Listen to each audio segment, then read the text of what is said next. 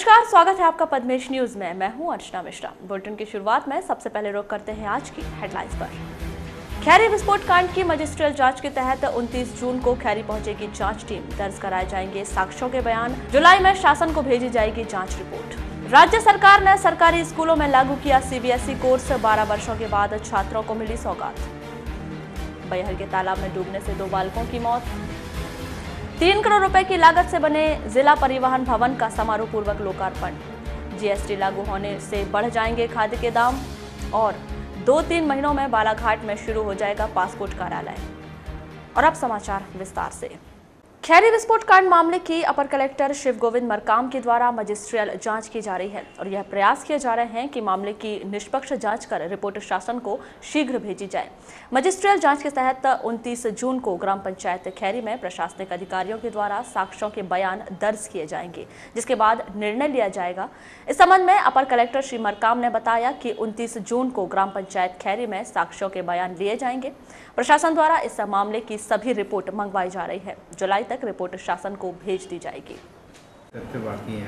Magisterial जांच में सभी तो हम कलेक्ट कर लिए हैं, पीएम रिपोर्ट भी आ गई है और उनकी जो पुलिस से जो रिपोर्ट आना है और जो आगरा से जो विस्फोटक कितना विस्फोट हुआ कैपेसिटी का और कितना मात्रा में है उसकी जानकारी भराना है और वो कलेक्ट हो जाएगा और इसमें सबमिट हो जाएगा।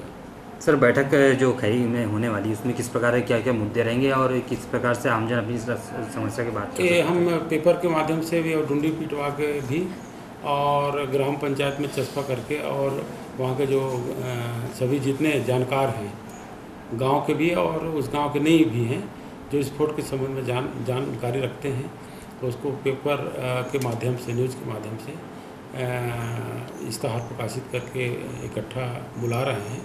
अब वो लोग जैसे साक्ष्य देंगे उसके आधार पर निर्णय होंगे। क्या होगा सर, ग्रामीण लोग अपनी बात रख सकते हैं? हाँ, सभी बात रखेंगे, आमजन भी रखेंगे, जो जानकारी रखते हैं वो भी रखेंगे। राज्य शासन के द्वारा शैक्षणिक सत्र 2017-18 में तमाम शासकीय स्कूलों में कक्षा 9वीं और 11वीं में सीबीएसई पैटर्न लागू करने जा रही है, जिसके तहत इन कक्षाओं की किताबों और पाठ्यक्रम में फेरबदल कर दिया गया है। आपको बता दें, 12 वर्ष पूर्व अधिकांश प्राइवेट स्कूल और केंद्रीय विद्यालयों में सीबीएसई कोर्स आरंभ कर दिया गया है। इसी तर्ज पर राज्य शासन ने एनसीईआरटी पैटर्न के तहत सीबीएसई कोर्स आरंभ किया है, जिसके तहत शिक्षकों को बाकायदा प्रशिक्षित किया जा रहा है। इस संबंध में शासकीय स्कूल के शिक्षक एमएस चौधरी क्या कहते हैं, आइए जानते हैं। और जो वही बताया गया है कि 9वीं क्लास में आपको बच्चों को कैसे पढ़ाना है। इसमें जो है हमें 2 वे के चलना है। पहले क्या था, केवल 1 वे लेके चलते थे हम लोग, हमें 2 वे लेके चलना है। बच्चों को एक्टिविटीज़ करा के जो है प्रश्न कराना है और उसमें रचनावाद है। हमें बच्चों को जो है 2 वे लेकर एक्टिविटीज़ देकर और रचनावाद के माध्यम से बच्चों को जो है अध्यापन कराना है।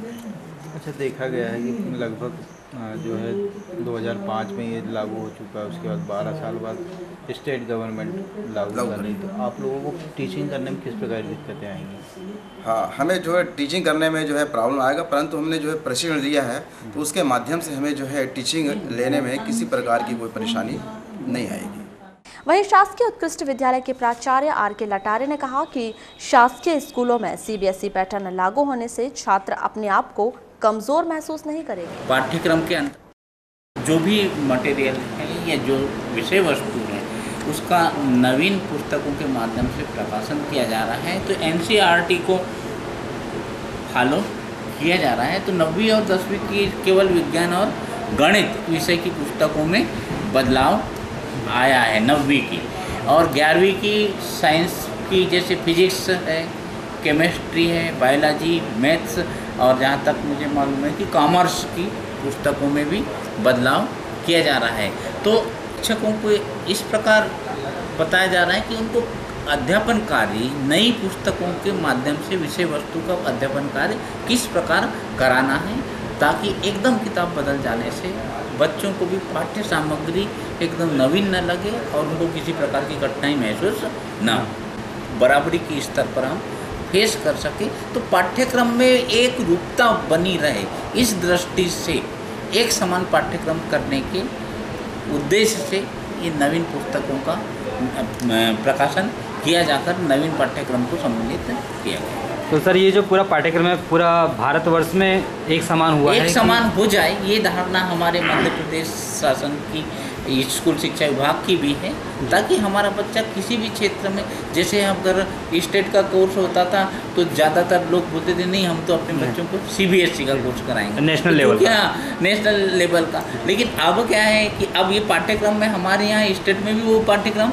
सम्मिलित हो गया है, तो CBSE के छात्र से किसी भी प्रकार का हमारा स्टेट का छात्र अपने आप को कमजोर महसूस नहीं करेगा। यानी क्या लगता है सर, CBSE पवित्र माह रमजान अपने अंतिम पड़ाव पर है। रमजान महीने की अहमियत को ध्यान में रखते हुए शनिवार को ग्रामीण बौद्ध संघ भरवेली की ओर से भरवेली जामा मस्जिद में रोजा इफ्तार कार्यक्रम का आयोजन किया गया, जिसमें मुस्लिम समुदाय के लोगों ने बढ़ चढ़कर हिस्सा लिया। रोजा इफ्तार पार्टी के पूर्व भरवेली अंजुमन इस्लामिया कमेटी द्वारा ग्रामीण बौद्ध संघ के पदाधिकारियों व सदस्यों का गर्मजोशी से स्वागत किया गया, जिसके बाद अन्य रोजेदारों के साथ सभी पदाधिकारियों ने रोजा इफ्तार कर अमन की दुआएं मांगी।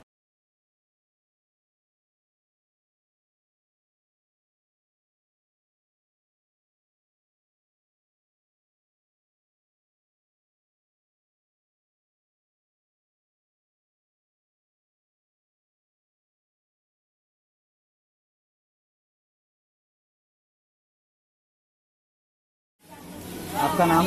अमोल नंदा गौली। ये कार्यक्रम क्यों कराया गया था? आज ये ग्रामीण बौद्ध संघ भरवेली की ओर से हमारे जो मुसलमान भाई है जो घर से रोजा रखते हैं मुबारक मौके में, मुबारक महीने में, ये मुबारक महीना है, इसमें हमारे समाज की ओर से ये निर्णय लिया गया कि क्यों ना इस मुबारक मौके पे हम भी थोड़ा सा सवाब कमा ले और रोजदारों को रोज़ा इफ्तार कराए, ताकि एक अच्छी सोच और एक अच्छा संदेश बालाघाट जिले में मुसलमान भाइयों में जाए कि और भी समाज के लोग मिलजुल करके इस तरीके का काम करते, ताकि और भी समाज में इस तरीके का मतलब लोगों में जागरूकता पैदा हो और एक दूसरे के समाज का लोग सम्मान करें।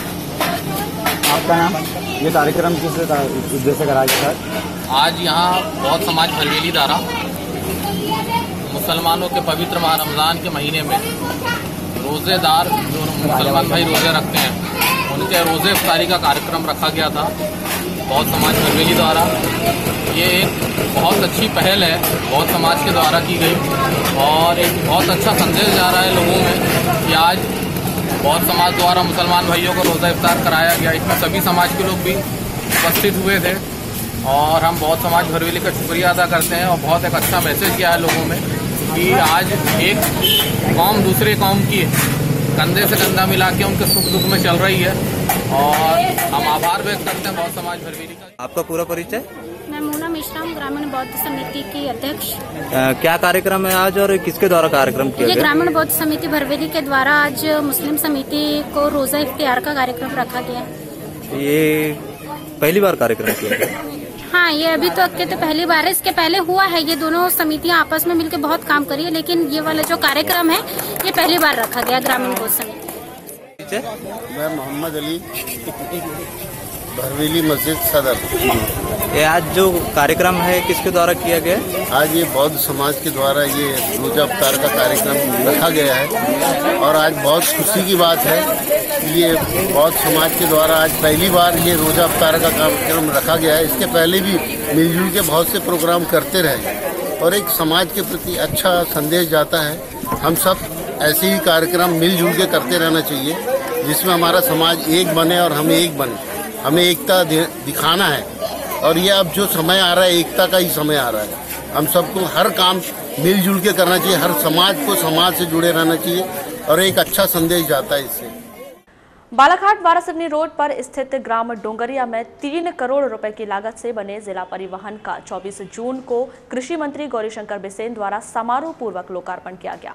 इस अवसर पर कृषि मंत्री ने 42 लाख रुपए की लागत से बनाए गए 1000 मीट्रिक टन क्षमता के गोदाम सह ग्रेडिंग भवन का भी लोकार्पण किया। इस अवसर पर जिला पंचायत उपाध्यक्ष श्रीमती रेखा बिसेन सहित अनेक जनप्रतिनिधि और गणमान्य नागरिक उपस्थित रहे।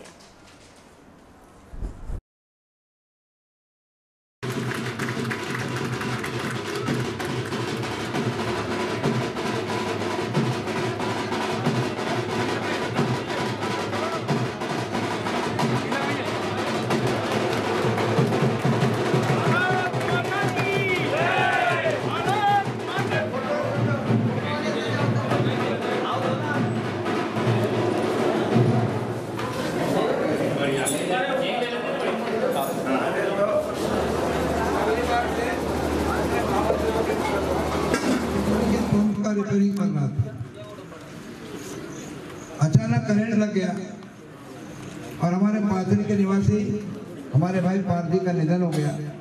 आज सुबह उनका हमने घर दिया है और इसलिए हम आज दुखी हैं। एक किसान अपनी खेती के लिए अपने पंप से उनके त्रुटि हो जाता है, कृषि में गलती होती है और इसीलिए हमने एक नया कानून बना दिया। कृषि कार्य करते समय में हम झाड़ पे चढ़े, जामुन तोड़ने, डाली काटने, उसके गिर जाने से, ट्रैक्टर ट्राली के पलट जाने से, मोटरसाइकिल से हम बाजार आने नहीं आते, ऐसे कारणों यदि किसी की कृषि कार्य करते समय मृत्यु की, किसान नहीं वो मजदूर भी हो सकता है। जरूरी नहीं कि डोंगरिया का मजदूर हो, बालाघाट का हो, छत्तीसगढ़ का भी हो सकता है, राजस्थान का हो सकता है। जरूरी की और आज मैंने हमारे थानेदार को कहा कि आप 2 दिन छुट्टी है, 27 तारीख को पोस्टमार्टम की रिपोर्ट के साथ अनुभागीय अधिकारी वाराणसी को केस भेजें। 27 तारीख के शाम को ही केस सेंक्शन हो जाएगा और 27 तारीख को बालाघाट जिले के लिए और विशेष तौर से 111 बालाघाट विधानसभा क्षेत्र के लिए ऐतिहासिक दिन है, एक यादगार दिवस है। 3 करोड़ रुपए की लागत से ARTO कार्यालय का आज शुभारंभ हुआ है। जो हमारा RTO का कार्यालय है वह विभिन्न स्थानों में परिवर्तित होता रहा और कुछ दिनों से तो अधीक्षण यंत्रिका पूर्व का जो कार्यालय था वहाँ पे इसको संचालित करते रहे। दिन प्रतिदिन परिवहन के जितने भी हमारे संसाधन हैं, चाहे मोटरसाइकिल हो, चाहे 4 व्हीलर हो, ऑटो हो, ट्रक, बस, सभी वाहनों की संख्या बड़े तेज गति से तादाद में बढ़ रही है, उसी अनुपात में रजिस्ट्रेशन भी हो रहे हैं। मध्य प्रदेश की सरकार ने और भारत सरकार ने परिवहन नियमों में भी काफ़ी सरलीकरण किया है। इसके बावजूद भी बढ़ती हुई जनसंख्या, उसकी मांग की पूर्ति में मैं मानता हूं कि एक स्वतंत्र RTO कार्यालय की आवश्यकता थी और चूँकि हमारे बालाघाट वाराणसी के मध्य एक ऐसे सेंट्रल स्थान पर हमारा RTO कार्यालय बना है जिसके लिए कहीं किसी को भी उसका परिचय देने की आवश्यकता नहीं पड़ेगी। अब हमारा बालाघाट चारों दिशाओं में आगे बढ़ रहा है। इस अवसर पर मैं सभी पंजीयनकर्ताओं को, जिन्होंने पूर्व में पंजीयन किया, क्योंकि उनको रिन्यूअल भी करना पड़ेगा, नए वाहन क्रय करने वालों को, इस काम में जो हमारे परिवहन अभिकर्ता काम करते हैं उनको, हमारे सभी बस ट्रक के मालिकों को, निजी वाहनों के मालिकों को और हमारे ज़िले की जनता को शुभकामनाएं देना चाहता हूँ, बधाई देना चाहता हूँ। अपराध कारणों से हमारे गृह मंत्री मेरे मित्र भूपेंद्र सिंह जी नहीं आ सके। 2 तिथियां तय हुई थी, लेकिन जैसा आप जानते हैं किसान आंदोलन को जिस तरह से कांग्रेस ने दिशा अपने पक्ष में करने का प्रयास किया, उसको दूसरी दिशा देने का प्रयास किया, उसके कारण भी यह कार्यक्रम स्थगित हुआ और अब अधिक विलंब करना उचित नहीं था। हमारे परिवहन अधिकारी की भी पोस्टिंग हो गई, उन्होंने भी मुझसे कहा कि जल्दी से इसका शुभारंभ कर दें, तो भूपेंद्र सिंह भैया ने मुझे कहा कि भैया आप इसको चालू कर दें, ज़्यादा अच्छा होगा। आज हमारा एक नया भवन, सुसज्जित व्यवस्थित भवन, जिसमें कि बाकी जब फर्नीचर इत्यादि यहाँ ट्रांसफ़र हो जाएगा और हमारी जनता को सेवाएं समर्पित। आज मैं बालाघाट जिले की जनता के लिए यह हमारा सहायक RTO का कार्यालय उनकी सेवा को समर्पित करता हूँ और इस इतनी बड़ी लागत से जो हमको यह भवन मिला है, इसे तो मध्य प्रदेश के यशस्वी मुख्यमंत्री माननीय शिवराज सिंह चौहान के प्रति मैं अपना जिले की जनता की ओर से आभार व्यक्त करना चाहता हूँ। जिले के नागरिकों को अपना पासपोर्ट बनवाने के लिए भोपाल नहीं जाना पड़ेगा, बल्कि 2-3 महीनों बाद नागरिक अपना पासपोर्ट शहर के मुख्य डाकघर से बनवा सकते हैं। आपको बता दें कि सांसद बोधसिंह भगत ने जिले में पासपोर्ट कार्यालय बनाने को लेकर विदेश मंत्रालय को एक पत्र लिखा था, जिसे विदेश मंत्री सुषमा स्वराज ने मंजूर करने स्वराज ने मंजूर करते हुए भारतीय डाकघर के एक हिस्से में पासपोर्ट कार्यालय खोलने की मंजूरी प्रदान की है। पासपोर्ट कार्यालय बनाए जाने को लेकर की गई चर्चा के दौरान मुख्य डाकघर के पोस्ट मास्टर RK शर्मा ने बताया कि विभाग के सिविल इंजीनियरों द्वारा सर्वे कर लिया गया है और उच्च अधिकारियों के निर्देशानुसार आगे की कार्यवाही की जाएगी। मैं RK Sharma, post master Balaghat, अभी फिलहाल छिंदवाड़ा से ट्रांसफ़र होकर आया हूँ। 1 जून को मैं यहाँ ज्वाइन किया। सर, जिले में पूरे 51 जिले में, प्रदेश में पूरे 51 जिले में पासपोर्ट कार्यालय बनना था, जिसमें से 17 जिले में पासपोर्ट कार्यालय बनने के आदेश जारी किए गए थे, जिसमें बालाघाट का नाम भी शामिल था। बालाघाट शामिल है। इस पासपोर्ट कार्यालय बनने में क्या अभी तक कार्रवाई की गई है, कितना समय लगेगा और क्या जानकारी है इसमें? अभी तक के उसका जो है जगह का सर्वे हुआ है, कहाँ पे मतलब पासपोर्ट कार्यालय कहाँ बनना है, उसका सिविल वर्क अभी पूरा होने का है। लगभग उसमें 2 महीने का टाइम लगेगा और अभी इसके सिलसिले में कैसे प्रोसेस क्या रहेगी उसके अभी कोई इंस्ट्रक्शंस हमको हमारे उच्च अधिकारियों से अभी प्राप्त हुए नहीं। सर्वे कब हुआ था? सर्वे लगभग 15 दिन पहले हुआ है। किन दिन हुआ था? हमारे इंजीनियर सिविल इंजीनियर आते हैं हमारे डिपार्टमेंट के, उनके द्वारा सर्वे किया गया। तो यानी डाक ऑफिस में ही पासपोर्ट? हाँ, डाक ऑफिस में ही पासपोर्ट कार्यालय। सर, जैसे कि पासपोर्ट जो कार्यालय बनेगा उसमें कुछ कर्मचारी अलग रहेंगे, वैसे भी अपने पास में टेक्निकल स्टाफ बहुत कम है। हाँ। तो क्या यही स्टाफ रहेगा या बाहर का स्टाफ कुछ कर्मचारी मंगाएंगे, कैसा क्या मैनेज करेंगे? उस सिलसिले में भी अभी कोई इंस्ट्रक्शन नहीं आया। अच्छा, अभी तक कोई सिलसिले में भी अभी कोई इंस्ट्रक्शन नहीं आया कि बाहर के कर्मचारी आ रहे हैं। कुछ तो हमारा भी स्टाफ रहेगा, है ना। अब बाहर से कुछ आ रहे हैं या नहीं आ रहे हैं, अभी इस सिलसिले में भी कोई निर्देश नहीं आया। अच्छा, क्या कुछ ऐसी कुछ ट्रेनिंग देंगे, जैसे अगर खुद के कर्मचारी कोई किसी भी चीज़ के लिए पहले ट्रेनिंग तो होना ही पड़ेगा ना, ट्रेनिंग होगी उसकी। तो कब तक शुरू हो सकता है सर ऐसा कार्यालय? सब आगे जो डायरेक्शन आने के बाद में। फिर भी कितना समय लगेगा? 2-3 महीना? हाँ, लगभग 3 महीने तो मानते हैं। बैहर के चुमड़ी घाट तालाब में डूबने से 2 बालकों की मौत हो गई। इन बालकों की उम्र 13 और 16 साल बताई गई है। कंपाउंडर टोला निवासी दोनों बालक जावेद कुरैशी और ईसान खान शनिवार की दोपहर तालाब में नहाने गए थे, जहां डूबने से दोनों की मौत हो गई। वैश्य महासम्मेलन को मध्य प्रदेश युवा इकाई के द्वारा राजस्व मंत्री उमाशंकर गुप्ता के जन्म दिवस पर नगर के शासकीय उत्कृष्ट विद्यालय में प्रतिभा सम्मान समारोह का आयोजन किया गया, जिसमें कराटे खिलाड़ियों को मंच के माध्यम से सम्मानित किया गया। आज मध्य प्रदेश शासन के राजस्व मंत्री उमाशंकर जी गुप्ता के जन्मदिन के उपलक्ष्य में प्रतिभा सम्मान समारोह का कार्यक्रम किए थे युवा इकाई, वैश्य समाज युवा इकाई ने। क्या कार्यक्रम था? मतलब ये प्रतिभा सम्मान है। किसका सम्मान किया गया? आज कराटे संघ बालाघाट के जो नेशनल प्लेयर है वो मेरा अरशद और अंजलि झारिया, ये दोनों का सम्मान समारोह किया गया। सम्मान किया गया? हाँ, सम्मान किया गया और उनको ट्रॉफी दी गई। अखिल भारतीय विद्यार्थी परिषद के युवाओं ने कुणाल एलकर को भारतीय जनता युवा मोर्चा प्रदेश कार्यकारिणी का सदस्य मनोनीत किए जाने पर हर्ष व्यक्त करते हुए शनिवार को श्री एलकर का भव्य स्वागत किया। इस अवसर पर भाजपा युवा मोर्चा प्रदेश कार्यकारिणी सदस्य श्री एलकर ने कहा कि उन्होंने लंबे समय तक अखिल भारतीय विद्यार्थी परिषद में काम किया है और उन्हें भाजपा युवा मोर्चा प्रदेश कार्यकारिणी सदस्य मनोनीत किया गया है और पार्टी से युवाओं को जोड़ने के हर संभव प्रयास किए जाएंगे। मैं कुणाल एलकर बालाघाट से वर्तमान में जो प्रदेश कार्यकारिणी घोषित की गई है भारतीय जनता युवा मोर्चा की, उसमें मुझे प्रदेश कार्यकारिणी का सदस्य बनाया गया है और उसी विद्यार्थी परिषद में बहुत लंबे समय तक काम किया है। ये सभी साथी विद्यार्थी परिषद से हैं और स्वागत करना चाहते थे, स्वागत किया है।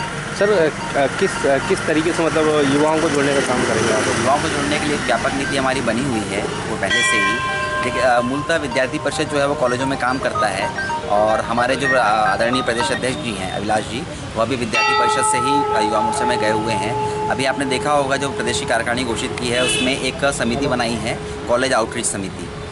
विभिन्न समितियों की बनाया गया है, जिसमें से एक समिति कॉलेज आउटरीच है, मतलब जब स्टूडेंट पास होकर बाहर निकल रहा है उस समय उसको युवा मोर्चा के साथ जोड़ने को लेकर और विभिन्न सामाजिक कार्यों को अंजाम देते हुए, जैसे अभी हमारे जो आदरणीय जिलाध्यक्ष हैं गजेंद्र भारद्वाज जी, इनके द्वारा आजीवन रक्तदान देने का संकल्प लिया गया है। ऐसे अनेक कार्य युवा मोर्चा समय समय पर करता है और भविष्य में भी इसमें और प्रगति की जाएगी और अच्छे तरीके से कार्य करते हुए समाज को जोड़ने का काम करने। निशांत सोनी, अखिल भारतीय विद्यार्थी परिषद जिला संयोजक बालाघाट। क्या कार्यक्रम आयोजित किया गया? हमारे पूर्व प्रांत उपाध्यक्ष श्री कुणाल जी को युवा मोर्चा में प्रदेश कार्यकारिणी सदस्य बनाने के उपलक्ष्य में विद्यार्थी परिषद के कार्यकर्ताओं द्वारा आज उनका स्वागत किया गया हनुमान मंदिर में। और क्या अपेक्षा करते हैं उनसे आप? यही अपेक्षा करते हैं कि विद्यार्थी परिषद में जैसा विद्यार्थी परिषद में रह के उन्होंने काम किया है, ऐसे ही युवा मोर्चा में अच्छा काम करें और युवाओं को जोड़ के अच्छा संकेत दें। बगदरा के जागृति दुर्गा मंदिर में स्थापना दिवस के अवसर पर विशाल शोभा यात्रा का आयोजन किया गया। इस धार्मिक अवसर पर कलश यात्रा निकाली गई। यह यात्रा ग्राम के प्रमुख मार्गों का भ्रमण करते हुए दुर्गा मंदिर में संपन्न हुई। इस दौरान बड़ी संख्या में धार्मिक जन मौजूद रहे।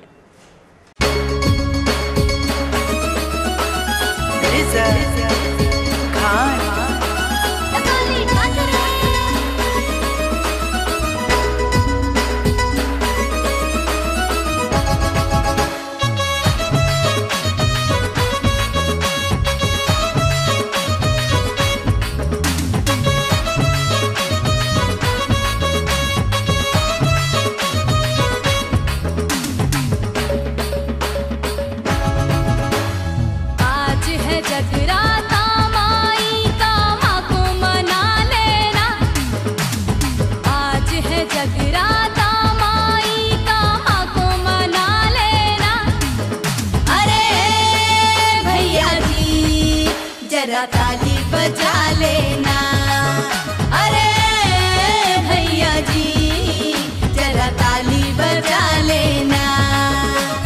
हाथ उठा के जोर लगा जयकार लगा लेना, हाथ उठा के जोर लगा जयकार लगा लेना। अरे बहना जी जरा ताली बजा लेना, ताली बजा लेना।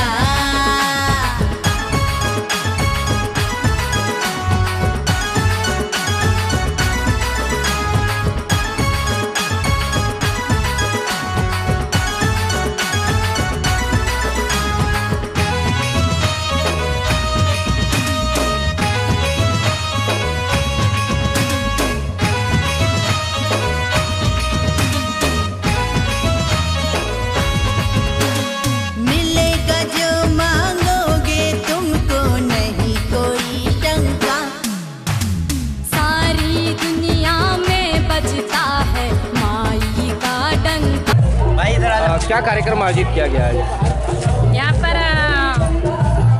दुर्गा मंदिर में जब दुर्गा जी की स्थापना हुई थी उसी दिन को लेकर आज इसी तारीख में रोज प्रतिवर्ष स्थापना दिवस मनाते हैं हम लोग। यहाँ पर काफ़ी संख्या में लोग एकत्रित होते हैं और यहाँ पर कलश यात्रा भी निकाली जाती है। 51 कलश है और 11 फीट 31 फीट चुनरी है। ये कहाँ जा रही है अभी यात्रा? यहाँ से गांव का भ्रमण करते हुए वही स्थापना मंदिर में जाके पहुँचे। नाम आपका? अरुण कुमार जी लिल्लार। अच्छा, किस उपलक्ष्य में ये चुनरी यात्रा निकाली आपने, कलश यात्रा? ये आज हमारी माता जी का यानी कि आज पूरा 8-9 साल पूर्ण होने पे आज माता जी का स्थापना दिवस के रूप में ये चुनरी यात्रा एवं कलश यात्रा निकाली जाती है। पूरे गांव के भ्रमण करते हुए पूर्ण दुर्गा मंदिर माँ जागृति दुर्गा मंदिर में पहुंचेंगे। क्या क्या कार्यक्रम है? अभी चुनरी यात्रा संपन्न होने के बाद महाप्रसादी का वितरण है। उसके बाद शाम रात्रि 9 बजे से माह रमजान के 28 रोजे मुकम्मल हो गए हैं। अब मुस्लिम धर्मावलंबियों को अपने प्रमुख त्योहार ईद उल फितर का बेसब्री से इंतजार है। चांद का दीदार होते ही अगले ईद मनाई जाएगी। ईद की नमाज के संबंध में अंजुमन इस्लामिया कमेटी के सदर कादर रजा ने बताया कि यदि ईद के दिन बारिश नहीं होती तो पुलिस लाइन स्थित ईदगाह में सुबह 9:30 बजे विशेष नमाज अदा की जाएगी और यदि बारिश हुई या बारिश का अंदेशा रहा तो जामा मस्जिद बालाघाट में सुबह 9:30 और 10 बजे 2 जमात में नमाज अदा की जाएगी। इसी तरह हनफी मस्जिद कोसमी में सुबह 9 और 10 बजे, गौसिया मस्जिद बूढ़ी में 9:30 और 10:15 बजे, जामिया नूरिया मदरसे के परिसर में स्थित ख्वाजा गरीब नवाज मस्जिद में सुबह 9:30 बजे ईद की नमाज अदा की जाएगी। इसी तरह नूरी मस्जिद बैहर चौकी में सुबह 9:30 बजे और रजा मस्जिद मोतीनगर के ईद उल फित्र की नमाज सुबह 10 बजे अदा की जाएगी। हट्टा क्षेत्र के ग्राम मंगोली खुर्द स्थित बौद्ध विहार में एक युवक द्वारा 4 मासूम बच्चियों के साथ अनैतिक कृत्य किया गया। बच्चियों के माता पिता द्वारा की गई रिपोर्ट पर पुलिस ने उसी मोहल्ले के युवक लक्की खांडेकर के खिलाफ अपराध दर्ज कर लिया है। वीरांगना महारानी दुर्गावती के 453वें बलिदान दिवस पर मध्य प्रदेश आदिवासी विकास परिषद और अन्य संगठनों द्वारा शनिवार को नगर के रानी दुर्गावती चौक में एक कार्यक्रम का आयोजन किया गया। इस कार्यक्रम के आरंभ में रानी दुर्गावती की आदमकद प्रतिमा पर माल्यार्पण कर वीरांगना को श्रद्धांजलि देते हुए उनके कार्यों को आत्मसात किया गया। इसके पश्चात तमाम अतिथिगणों के द्वारा मंच के माध्यम से अपने विचार व्यक्त किए गए। आदिवासी विकास परिषद के अध्यक्ष रविंद्र सिंह उइके ने कहा कि वीरांगना रानी दुर्गावती ने देश की आन के लिए अपना सर्वस्व न्यौछावर कर दिया। हमें भी समाज के लिए कुछ करने की आवश्यकता है। वहीं संगठन के अन्य पदाधिकारियों ने भी अपने विचार व्यक्त किए। मैं रविंद्र सिंह उइके, आदिवासी विकास परिषद का अध्यक्ष, रिटायर्ड DIG मध्य। ये हमारे रानी दुर्गावती जी है, इनका बलिदान दिवस है 453। इस उपलक्ष्य में हम उनको श्रद्धांजलि अर्पित कर रहे हैं। हमारे समाज के सभी लोग बैठे हैं और इसी के माध्यम से कार्यक्रम किया जाएगा। क्या क्या कार्यक्रम होंगे? कार्यक्रम में हमको श्रद्धांजलि अर्पित की है और हमारे समाज के लोग कुछ अपना वक्तव्य दे रहे हैं उसके उनके जीवन शैली के ऊपर, उनके कार्यों के ऊपर। क्या संदेश देना चाहेंगे आप इस कार्यक्रम के माध्यम से? संदेश यही है हमारे समाज के लिए कि कम से कम उन्होंने जितना बलिदान दिया है देश के लिए, हमको भी अपने समाज के लिए कुछ ना कुछ करना चाहिए। आपका नाम बता दो। मैं सुशीला सरोते, जनपद अध्यक्ष परसवाड़ा।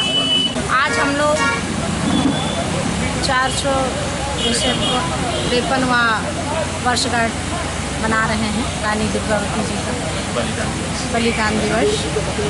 और हम सारे लोग यहाँ चौक में इकट्ठा होके सुबह से सभी हमारी महिला साथी, मेरे युवा साथी, सभी लोग मिलकर हम लोग श्रद्धांजलि दिए और अभी मंच के माध्यम से छोटा सा एक सभा लेकर हमारे समाज के लिए और रानी दुर्गावती जी ने जो देश के लिए हमें बलिदान दिया है। मैं डॉक्टर CL उइके, मध्य प्रदेश आदिवासी विकास परिषद का संरक्षक हूँ। 15 सालों से यहाँ वीरांगना रानी दुर्गावती का बलिदान दिवस मनाते आ रहे हैं। हमारे पूर्वज लोग भी जो यहाँ आज नहीं हैं, स्वर्गीय जयपाल सिंह उइके, स्वर्गीय अपने बड्डो सिंह मरकाम जी, स्वर्गीय रतन सिंह धुर्वे जी, इन लोगों के प्रयास से आज हमारे यहाँ आदमकद जो रानी दुर्गावती की प्रतिमा लगाई गई है, इसके लिए हमें बहुत ही खुशी की बात है। और जो हम आज हमारे परिषद के माध्यम से जो मना रहे हैं और इसमें हम संदेश देना चाहते हैं कि जो जिस प्रकार से रानी दुर्गावती ने अपने स्वाभिमान को रखा और दूसरों का अधीन नहीं उन्होंने माना, अकबर जैसे लोगों का उन्होंने परास्त किया, उनके सेनापति जो आसफ खां है उन लोगों को 3 बार उन्होंने हरा करके परास्त किया और उन्होंने धोखे से नरे नाले के बाजू में जो बांध था, बरगी बांध, उसको तोड़ करके उस रात को मतलब नदियाँ में बाढ़ आ गई, उसी बीच में आधी रात को उन्होंने आक्रमण किया और उन्होंने धोखा से उनके ऊपर आक्रमण किया। उन्होंने ईद के त्योहार को देखते हुए शनिवार को जिला मुख्यालय के पुलिस कंट्रोल रूम में शांति समिति की बैठक का आयोजन किया गया। SDM कामेश्वर चौबे और कोतवाली के नगर निरीक्षक प्रमोद साहू और गणमान्य नागरिकों की उपस्थिति में हुई इस बैठक में शांति समिति की बैठक में ईद पर कानून व्यवस्था, यातायात व्यवस्था और ईदगाह की व्यवस्था के अलावा इस पर्व पर शांति और सौहार्दपूर्ण वातावरण कायम रखने पर चर्चा की गई। सुझाव चाहेंगे कि प्रशासन क्या क्या सुझाव करना चाहते हैं, क्या विचार प्रोग्राम भी बता रहे हैं, प्रोग्राम आयोजित होता है, कहाँ कहाँ होता है और कहाँ मैं नया हूँ तो मुझे आगे भी बताएगा क्या क्या प्रोग्राम रहता है सुबह से लेकर शाम तक और कहाँ कहाँ व्यवस्था की आप चाहें। तो शासन प्रशासन की जो व्यवस्था है कि बालाघाट जिले में, बालाघाट खासकर सबसे आगे है और सारे लोग बैठे हैं यहाँ पर। अपने को जिला प्रशासन से और जो भी सहयोग रहता है उसमें कहीं कोई कमी नहीं है और उसके लिए सारे मतलब जिला प्रशासन और सारे विभाग के अधिकारी हमारी तरफ से मुबारकबाद के हकदार है। सारे त्यौहार में ईद ही दूसरे शासन की विभिन्न योजनाओं की जानकारी देने के लिए जनपद पंचायत कार्यालय में एक अहम बैठक का आयोजन किया गया। जिसमें शामिल होने के लिए जनपद पंचायत के अंतर्गत आने वाली सभी 77 ग्राम पंचायतों के सरपंचों को सूचित किया गया था। लेकिन इस अहम बैठक में महज 8-10 गांव के सरपंच ही पहुंच पाए, जिन्हें जनपद पंचायत द्वारा प्रधानमंत्री जन धन योजना, पेंशन योजना, दिव्यांग के ऑनलाइन आवेदन सहित अन्य विभिन्न मुद्दों पर जानकारियां दी गई। अकाउंट हो जाए, प्रधानमंत्री जन धन योजना के माध्यम से ये सब कार्यवाही की थी। प्राय औसतन हम लोग 98% इसमें सफलता पा ली है, वो सब चीज़ें हो जाती हैं। इसके बाद एक जो आपके मूल मदी दायित्वों से जो जुड़ा हुआ एक मामला था, वो था पोर्टल पर प्रथम दृष्टिया पेंशन हेतु पात्र बहुत से ऐसे हमारे दिव्यांग थे, बहुत से हमारे ऐसे वृद्ध थे, बहुत से हमारी ऐसी विधवा महिलाएं थी, बहुत सी हमारी ऐसी परित्यक्ता महिलाएं थी। आज भी पोर्टल पे अपने आप को चीख के कहती है कि हाँ मैं इस योजना के पात्र हूँ, मेरे बारे में विचार करें। ऑफलाइन उसका आवेदन हम लोग अपडेट करवा देते, आवेदन उसको वहीं से आप ऑनलाइन कर देते, हमारे ऑफिस में ऑफलाइन उसका प्रकरण पहुँच जाता, हम एक पल ही गवाए उसको ऑनलाइन यहाँ से स्वीकृति दे देते, अगले महीना वो पेंशन प्रपोजल को उसका नाम ऐड हो जाता और उसको नियमित रूप से पेंशन प्राप्त। प्रशिक्षण के दौरान जब सोनेखार गांव के सरपंच धनेश्वर ठाकरे से चर्चा की गई तो उन्होंने बताया कि जनपद पंचायत की इस बैठक में कई खामियां थीं। साथ ही बैठक के नाम पर जनपद पंचायत द्वारा महज औपचारिकता ही निभाई जा रही थी। क्या नाम है आपका? धनेश्वर ठाकरे, सोनखार से सरपंच हूँ मैं। अच्छा सर, यहाँ पे आए हैं आप, किस लिए आए हैं? आज प्रशिक्षण का एक मतलब ऐसा संदेश प्राप्त हुआ था हमको व्हाट्सएप के माध्यम से और सरपंच भाइयों के माध्यम से, तो हमने मतलब यहाँ पे आज प्रशिक्षण के लिए आए हुए हैं। तो प्रशिक्षण है क्या कुछ और है? मतलब प्रशिक्षण बोल के बुलाया गया है, बाकी सभी सरपंच लोग यहाँ पे बैठे हैं। उस हिसाब से तो हमने देखे कि ना यहाँ पे फोल्डर की व्यवस्था है, ना ही मतलब कोई है, और बहुत कम संख्या में सरपंच लोग उपस्थित है यहाँ पर। कब जानकारी मिली थी? ये जानकारी मेरे को तो आज आते आते मतलब आज सुबह ही मिली थी। मतलब जानकारी भी हम लोग 70 किलोमीटर दूर है, हमको भी मतलब पत्र तो फिर नहीं मिला, लेकिन उनको बाकी सरपंचों के माध्यम से जानकारी मिल पाई थी। क्या बताया जा रहा है यहाँ पे? यही बताया जा रहा है कि मतलब पंचायतों के जो विकास कार्य हैं वो कैसे करना है, क्या करना है, और जितने निर्माण कार्यों में अभी रेत का जो एक वो चल रहा है कि 30 जून तक मतलब रेत को उसके बाद बंद हो जाएंगे सारे निर्माण कार्य। तो कुछ समझ में आया आपको प्रशिक्षण में? अभी तो फिलहाल बस ये जानकारी बस दी है ना, हमको कोई टूल किट दी है ना विशेष प्रशिक्षण में। हम लोग इतने मतलब आज 2.5 साल हो गए सरपंच बनते हुए हमको, तो हमारे सरपंच के लिए तो इतनी ज़्यादा चीज़ें जो बदल गई है आज के नियमों के अनुसार कि भैया EPO क्या होता है, कंप्यूटर क्या होता है, ऐसी तमाम किस्म की हमको टेक्निकल जो जानकारी होना चाहिए एक सरपंच को, जिससे वो अपनी पंचायतों में और भी जो कर्मचारियों के ऊपर मतलब ध्यान दे सके। तो ये सब चीज़ों का हमको मतलब किसी प्रकार से प्रशिक्षण में अभी मतलब बताया नहीं कि आज तारीख तक। जब इस पूरे मामले को लेकर जनपद पंचायत CO चेतना पाटिल से बात की गई तो उन्होंने चर्चा के दौरान बताया कि बैठक आयोजित करने के लिए शासन की तरफ से पैसा आता है, लेकिन शासन द्वारा बैठक के लिए कोई भी पैसा नहीं दिया गया और बैठक की सारी व्यवस्था जनपद पंचायत स्तर पर की गई है। पंचायत में बैठक रखी गई थी सरपंचों की, किस लिए रखी गई? एक्चुअली ये कुछ टाइम में सरपंचों का प्रशिक्षण करवाना होता है। हमें जिला पंचायत और शासन की तरफ से आदेश था कि 23 तारीख को आज जनपद स्तर पे सरपंचों की बैठक प्रशिक्षण कार्यक्रम रखा जाए। उसी के संदर्भ में सभी को बुलाया गया था और विभिन्न योजनाओं के बारे में जानकारी दी गई। मैडम, कुछ सरपंच देखा गया तो काफ़ी नाराज़गी जाहिर की इस प्रशिक्षण को लेकर के। उनका कहना रहा कि हमें बहुत कम समय दिया गया था और ना ही फोल्डर दिया गया था, ना किसी प्रकार की कोई व्यवस्था नहीं की गई। शासन की तरफ से इस प्रशिक्षण के लिए पैसे आने थे, जिसमें हमें कुछ व्यवस्था करनी थी। अभी तक हमें कोई पैसा नहीं मिला है, इसलिए हम लोग किसी अन्य मद से कोई व्यवस्था नहीं कर पाए। जिस हद तक हो सकता था हम लोगों ने जनपद स्तर पर व्यवस्था कर दी थी।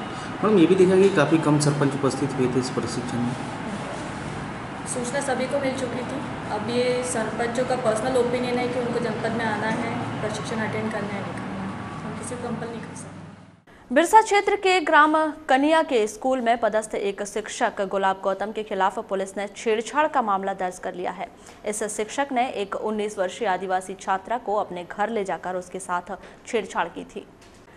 GST लागू होते ही जिस खाद पर सरकार द्वारा 5% टैक्स लगाया जाता था, वह टैक्स 1 जुलाई के बाद 5% से बढ़कर 12% कर दिया जाएगा, जिसके चलते अब किसानों को खाद खरीदने के लिए पहले से अधिक मूल्य चुकाना पड़ेगा। खाद के संदर्भ में चर्चा करते हुए केंद्रीय सरकारी बैंक के महाप्रबंधक PS धनवाल ने जिले के किसानों से 1 जुलाई के पूर्व खाद खरीदने का अनुरोध किया है। होगा, जबकि वर्तमान में जो वेट टैक्स है अप टू 30 जून तक वो 5% है। तो आशा ये हुआ कि खाद की कीमत 1 जुलाई से 7% वृद्धि हो जाएगी। अतः सभी किसान बंधु से अनुरोध होगा कि वो खाद को समितियों में से 30 जून तक उठाव कर लें। सर, क्या आपके द्वारा किसानों के लिए हर गांव की सोसाइटियों में ऐसी कुछ नहीं, अभी पृथक से मैं सूचित कर रहा हूँ सभी जगह, सभी एक सूचना पत्र सभी सोसाइटियों के सूचना पटल पर चस्पा करने के लिए मैं आदेशित कर रहा हूँ। यद्यपि जो GST है वो मोटे रूप से सभी लोग वाकिफ़ हैं, फिर भी हो सकता है उस तरीके से उनका ध्यान उसकी ओर आकृष्ट ना हो।